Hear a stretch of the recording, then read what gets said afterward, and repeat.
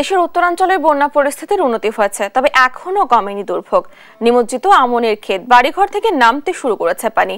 অন্যদিকে পানি বাড়ার সাথে তীব্র হয়ে উঠছে তিস্তা পাড়ের ভাঙন। এ নিয়ে জানাতে কুড়িগ্রাম থেকে যুক্ত হচ্ছেন সহকর্মী জুয়েল রানা। জুয়েল, বন্যা পরিস্থিতি কেমন দেখছেন, এ নিয়ে কি তথ্য আছে আপনার কাছে?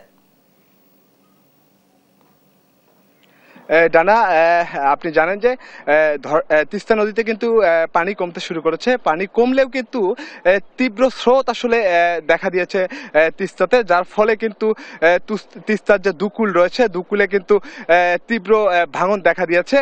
ভাঙনের ফলে কিন্তু তিস্তার যে বিভিন্ন ফসলি জমি, আমন আবাদ, হ্যাঁ, তারা কিন্তু কাঁচা পাকা ধান তারা কিন্তু কেটে নিয়ে যাচ্ছে।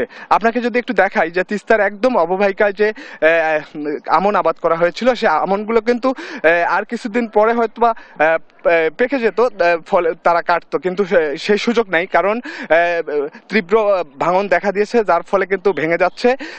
তারা কিন্তু কৃষকরা কিন্তু কাঁচা ধান কিন্তু আসলে কেটে নিয়ে যাচ্ছে।